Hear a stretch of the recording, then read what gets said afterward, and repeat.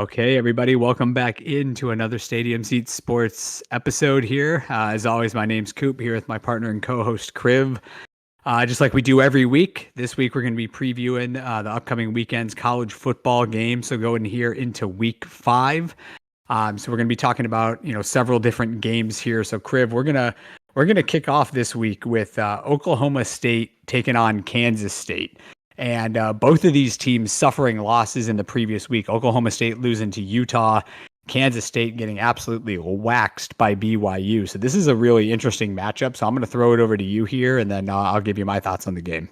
Yeah, I think this is a very interesting matchup, especially coming off that ridiculous loss for Kansas State. But I think with them being the home team, get a little home cooking going. Avery Johnson, I think he's going to bounce back strong. But it's a Mike Gundy team, and those teams are difficult. And regardless of both teams being 3-1, it's going to be a challenge. Bowman is a very good quarterback. He already has over 1,000 yards passing and 10 touchdowns, which is ridiculous. I mean, it's only been 4 games, and I mean, you're going to see some guys hitting that in two games from now. Yeah. So very impressive there. But I'm going to go with Kansas State. I like the fact they're going back home. They lost a freak game. I think they're a lot better than what they looked last week. Obviously, They had 5 turnovers. You cut that down just a little bit, and I think they're going to pull this one off, but it's going to be a close one. Yeah, no, I mean, I think you made some good points in this matchup here.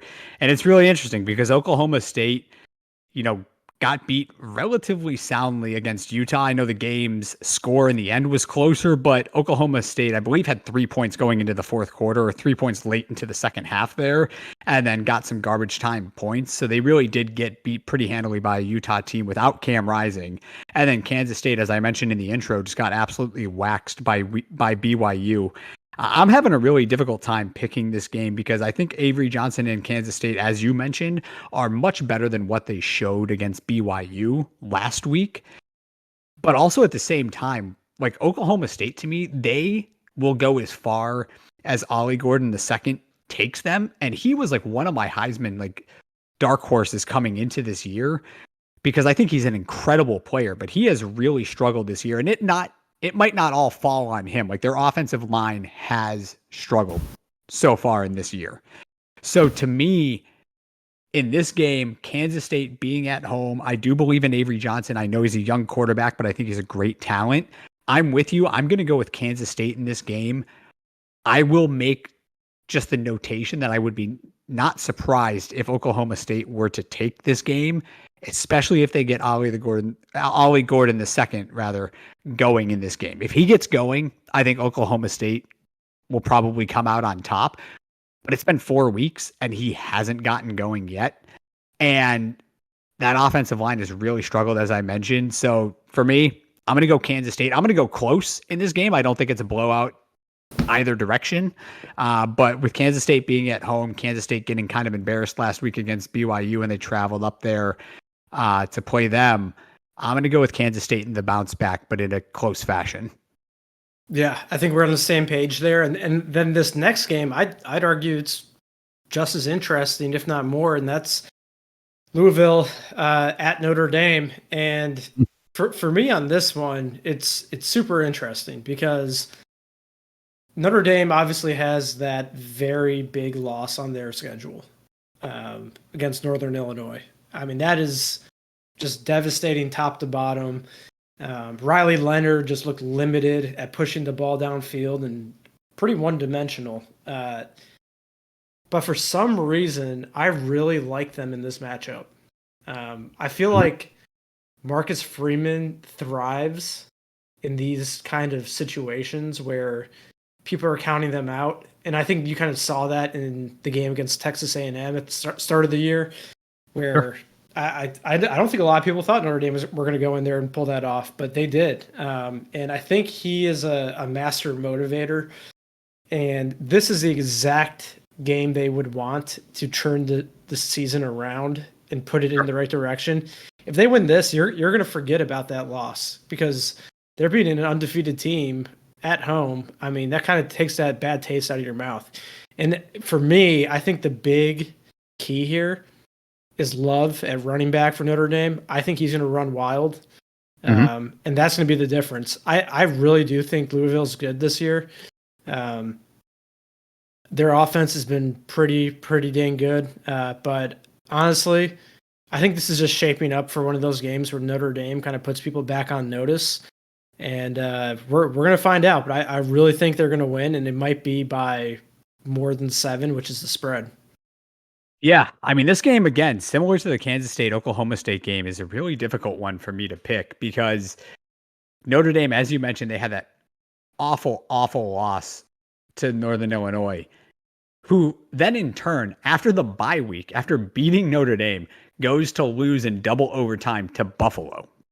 So it's like, I don't even know how to feel about Notre Dame at this point because after Notre Dame suffered that horrific loss to Northern Illinois, and I'm not saying Purdue is anything special here, but they went and absolutely waxed Purdue. And then they faced a Miami, Ohio team this past weekend and got off to a slow start, but ultimately came away with the victory and looked, decently solid in that game. For me, honestly, I'm gonna go opposite of you here. I'm taking Louisville, and I think Marcus Freeman is a good coach. I think he has the potential to become a great coach. I think that Notre Dame overall can be a very good team. I think Riley Leonard needs to get better in the passing game, and I know that's not his strong suit. He's really useful and dangerous with his legs, and I think he's shown that over the past couple of weeks. And I agree with you in the fact that Love for Notre Dame, they similar to like Ollie Gordon the second that I mentioned for Oklahoma State, like Notre Dame will go as Love goes. Because Riley Leonard is not someone that is going to wow you with his arm and his passing talent. He needs to get better in that regard, but he's not going to be somebody that's going to carry a team to the promised land with his arm and his arm alone. But for me, Louisville is one of those teams that like Miami's the favorite in the ACC as they should be, especially at this point in time. But overall, Louisville to me is like the clear number 2 in the ACC. And with Notre Dame suffering that ugly loss to Northern Illinois, like I need to continue to see progression from them. And I could absolutely see it happening. But until like if they beat this Louisville team, then I'll start to kind of get back on board with Notre Dame and believing that they could potentially run the table from here on out and end up making that 12-team playoff. But for right now, I'm a bigger believer in Louisville. I think it's a close game. I'm going to take Louisville in this game overall to win, though. Yeah, I mean it could totally happen, and I think you're right. Louisville has a very high upside, and they will compete for that conference, and I'd look out for them. I just have this feeling like I can't see Notre Dame being 3-2. I don't fair. think it's like I could definitely see them losing 2 to 3 games for a season, but to get off to a 3-2 start it doesn't sit right with me, and I just feel like Marcus Freeman's going to do everything in his power to not let that happen. Yeah, and I mean, listen, I think that Notre Dame does lose a second game in this season. And I think before last weekend, we both probably would have been in agreement. Number one, we wouldn't have seen the first loss being Northern Illinois, but like we probably would have thought the second loss would have been USC, given how they looked in week 1 against LSU. Although that looks like a less impressive win at this point in time, and given what USC looked like last weekend against Michigan in a very vanilla, anemic offense and losing that game, I don't feel like we think that USC is just going to come in there and beat Notre Dame at the end of the year. So to me, if Notre Dame takes 2 losses this year, I could absolutely see it being Louisville, which is why I'm going with them in this game. But I think it's going to be a close game, and it's not going to be a blowout on either direction. So I'm really excited to see this game. Very interested in this one. Sure. And then, of course, I mean, I think the next game we're about to talk about is almost definitely the game of the year. Not year, sorry. Maybe not year, but I mean, could be. It honestly could be. It honestly could be. I didn't mean to talk in hyperbole there, but it actually might be. It could be. And that's number 2, Georgia at Alabama. And I kind of want to take things here because this game is going to, I think it's going to tell us a lot. Mm-hmm. Georgia last week obviously barely escaped Kentucky. Alabama's looked great. They did have that 3-quarter swoon against USF where that game was up for grabs. So both teams have had moments already this year where they've looked beatable. Yep. For me, one of the biggest X factors is Kalen DeBoer. This is his first real test as head coach of Alabama. The magnitude and energy in this game is something he's never experienced. And I know he coached in the national championship game, but these rivalries they just mean more.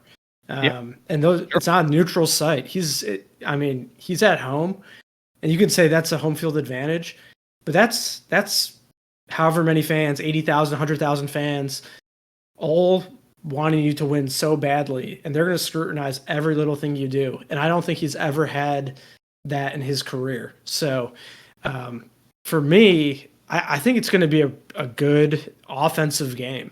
And I think Carson Beck's going to kind of start to click on the big stage here. Jalen Milroe, I think they're going to be dueling a little bit.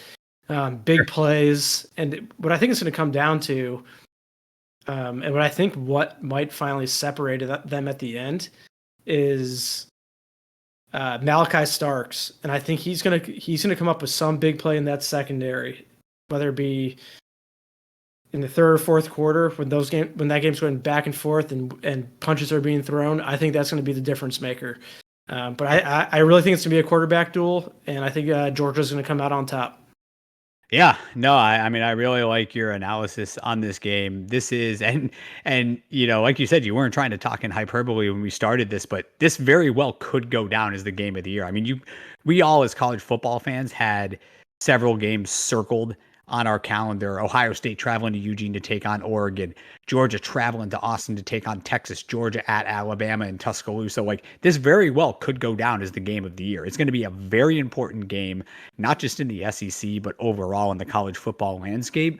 And in this game, I am in agreement with you. I'm going to go with Georgia in this game for a couple of different reasons. Number one, I think the world of Kalen DeBoer. I think he's going to do a phenomenal job there in Tuscaloosa, replacing Nick Saban. I mean, that's no easy task, as we've mentioned before in some of our previous videos. But I think he's a fantastic coach. So I don't think this is any kind of blowout by any means. It comes down to me. Both of these teams, both of these rosters are just absolutely star-studded from top to bottom. They're very even across the board.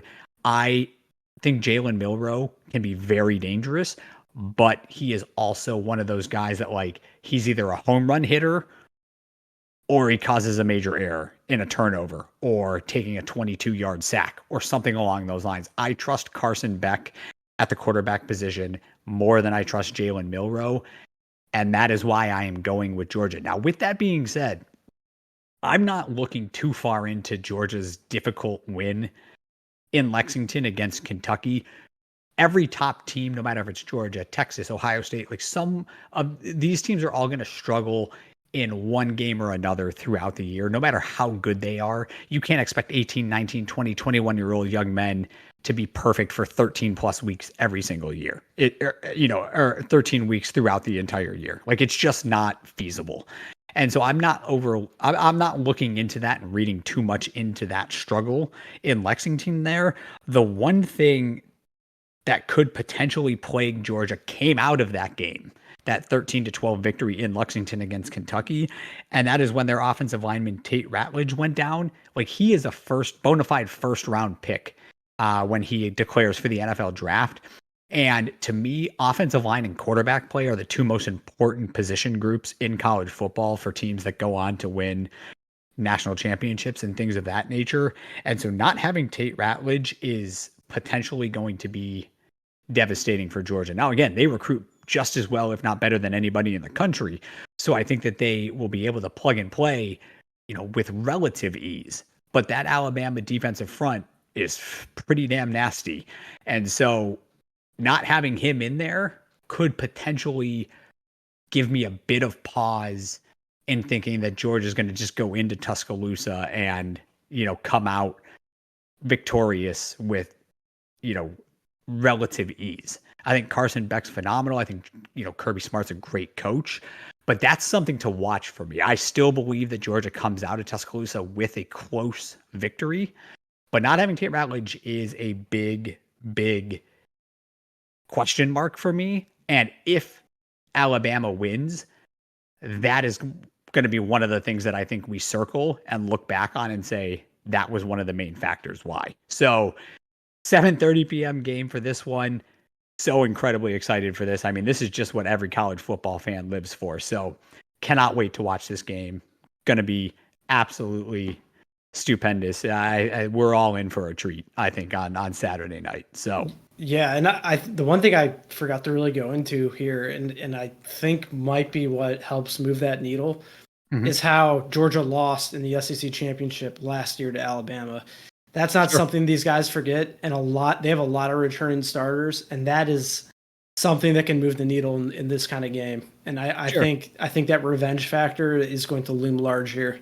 And honestly, college football fans and Georgia fans could correct me if I'm wrong here, but I think Kirby Smart is 1-5 so far against Alabama since becoming the head coach at Georgia.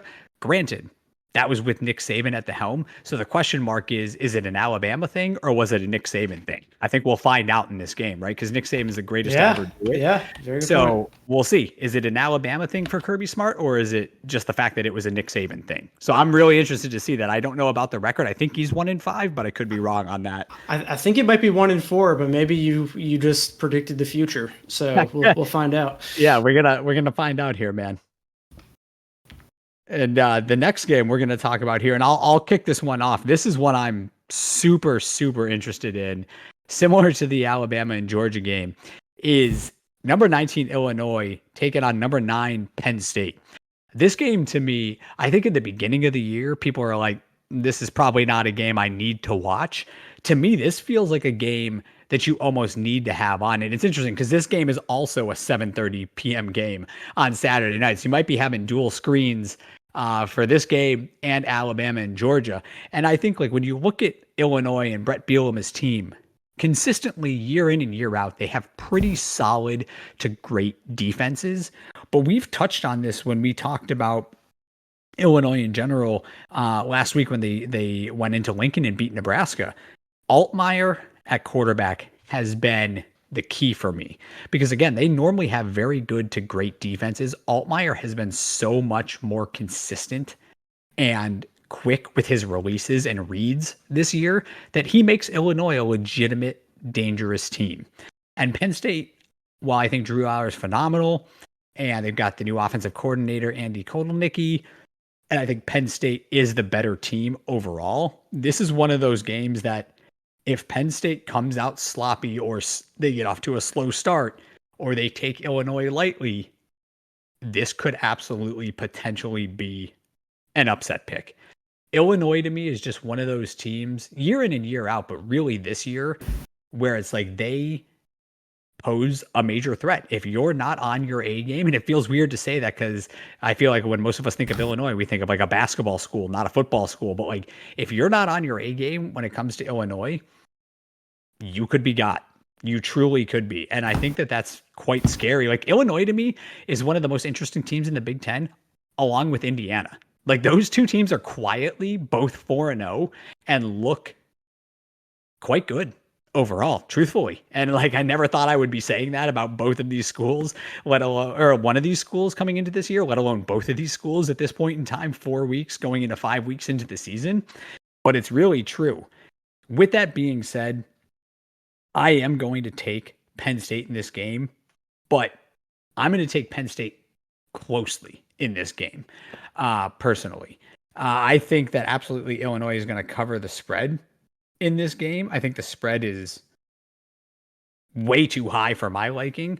And given the fact that it's in College Park, just gives me more confidence that James Franklin, Drew Aller, and this Penn State team get it done. I don't know if this game is going to be a whiteout. I imagine not. I imagine they're saving the whiteout for the Ohio State game later in the year. It's actually for Washington, I believe. Is it really? It's Washington. Yeah. But that Penn State crowd, honestly, they're just one of those home crowds that absolutely make a difference. Similar to like LSU, there are a few crowds in college football that just absolutely give almost like similar to what Texas A&M calls the 12th man. Like they just give that vibe and that feeling and that advantage to the home team. So I'm going to take Penn State in this game, but it's going to be much closer, in my opinion, than what the spread currently is, which I believe is like 19.5, which is far too high for me. Yeah, and I agree 100% here. So for me, Luke Altmaier and Drew Aller are very different in the way that Altmaier kind of has this like moxie to him, where you just he kind of identifies the culture of the team, where he I don't know, he just finds a way, and I think that's what Illinois does on the field. They find a way, and that comes down. I mean, it's Brett Bielema. I mean, he just built a program here that competes every game, and he found a quarterback who is an extension of himself on the field, who makes things happen. I mean, I don't know how many times we saw against Nebraska where the pocket would break down and Altmaier would just roll out and he'd find someone. And that's a special skill. Now, the biggest difference here is Penn State's defense is not Nebraska's defense. This Sure. Penn State defense is legit. They are good. They are very talented. And they're definitely more talented than Nebraska. And that's going to probably be the biggest separator here. Of course, I'm very curious to see how Drew Aller plays, because it can always be a little Jekyll and Hyde with him. Illinois, they were managing to get some turnovers there against Nebraska last week. Obviously, they were playing a freshman quarterback, but if they can do that, it's going to be a very interesting game, and it's going to be really tight if they can just get 1 to 2 turnovers. And like you said, the spread this week, 19.5, that's far too much. I think Illinois is going to come in with a great game plan, and if anything, they're going to slow this game down and try to make it as close as possible. And they might have a chance. They could do it. They could. But it's going to really come down to that Penn State defense just living up to the hype. And Drew Aller he doesn't have to be all world to win this game, but he does need to make some big plays and make those completions downfield like we saw earlier in the year. So, I agree, though. I think Penn State will be the likely winner in this game as well.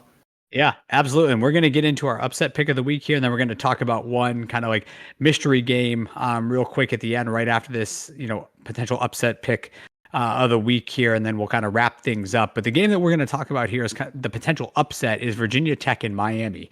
And I know that I mentioned earlier when talking about Louisville, where they were the clear number 2 team in the ACC for me, and Miami was the clear number 1. And I want to be clear here. I believe Miami wins this game, so I'm not calling an outright upset that Virginia Tech is going to beat this Miami team. I mean, this is the Virginia Tech team that lost in the beginning of the year to Vanderbilt. And maybe Vanderbilt looks a little bit better than what people had initially anticipated. I mean, they took Missouri to the freaking edge of the cliff here, in the last week. But Miami, to me, like, Cam Ward has been absolutely phenomenal so far this year. I don't know if he's the Heisman frontrunner right now, or if he's number 2. I can't remember exactly where the odds are, but he's absolutely been phenomenal for Miami. I think Miami, again, is the clear number 1 in the ACC, but we've kind of seen the ACC take a step back and not be nearly as strong as what we initially maybe had thought the ACC was going to be in terms of like a 3 or 4 team race going into the year. And Virginia Tech is one of those teams to me that can be very sneaky, and depending on the week that you get them, right? Like, they could have an awful week where they could lose to a Vanderbilt team that honestly probably has no business beating them, or they could have a week where it's like, where has this Virginia Tech team been every single week, where it's like, man, this team could potentially do some major damage. So again, as I mentioned when I first chatted about this game, like, I'm taking Miami to win outright in this game, but I'm absolutely taking Virginia Tech to cover. The spread, as we're talking about it right now, John, right now, Kriv, is 17.5 for Virginia Tech. That's too much for me. With this Miami team, like, I'm a believer in them. I think they're going to be in the 12-team playoff. I think they're going to win the ACC. But this Virginia Tech team, to me, is kind of sneaky, as I mentioned. I'm going to take Virginia Tech plus 17.5 here, but Miami to win outright. So not like the full-blown upset, but an upset in terms of covering the spread that we're currently sitting at.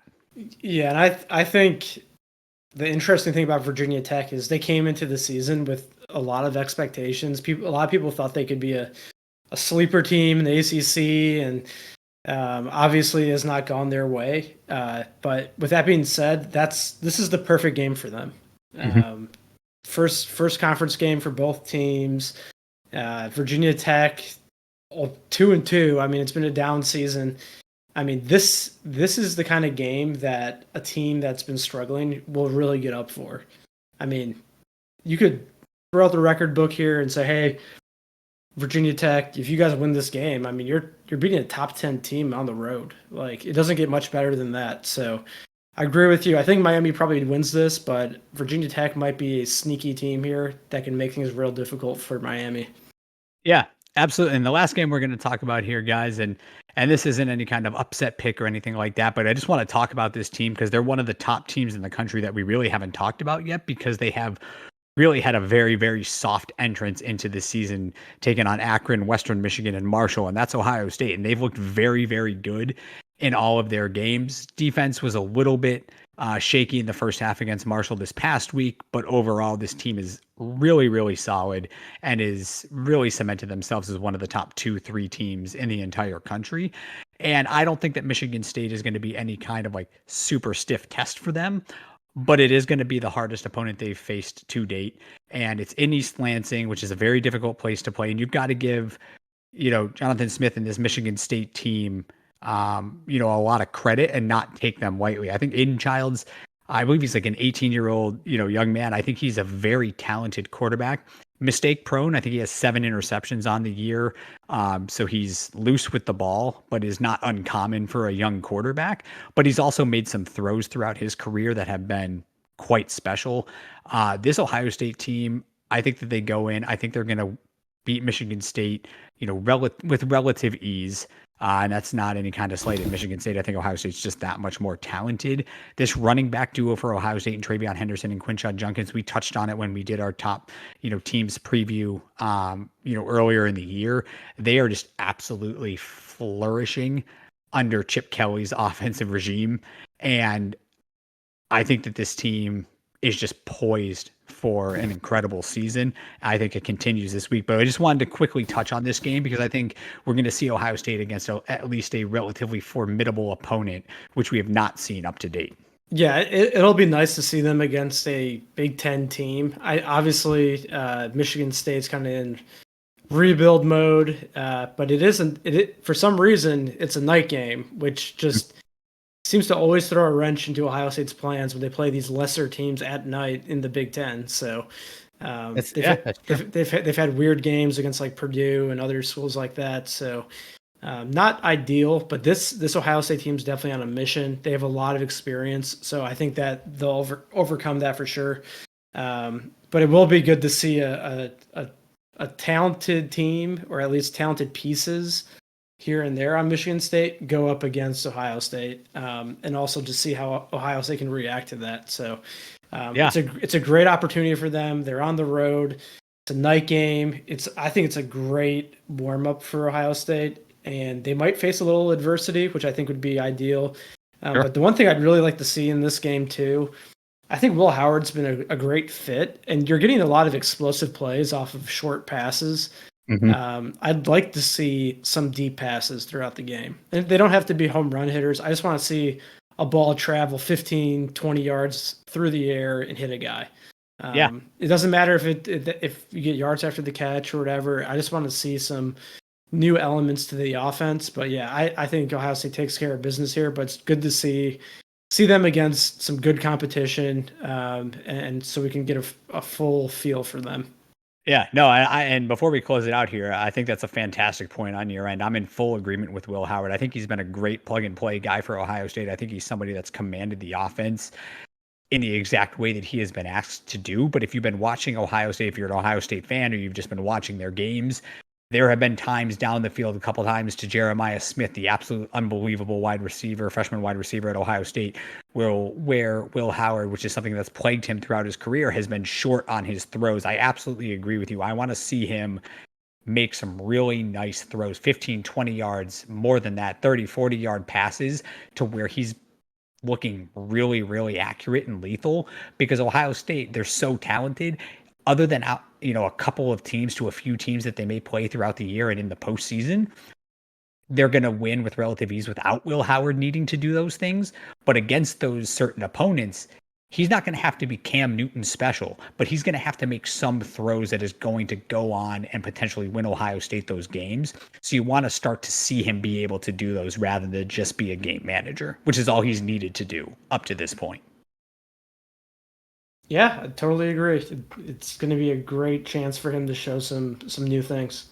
Yeah, absolutely. Well, guys, if you guys make it through this video and you tune in at all, again, as always, super appreciative of all your, listens. Feel free to drop a like, a comment, let us know your thoughts on this upcoming weekend's games, and we look forward to dropping some new content here for you guys shortly. Yeah, and be sure to hammer Illinois plus 19.5. That's right. That's right. We'll talk to you guys soon.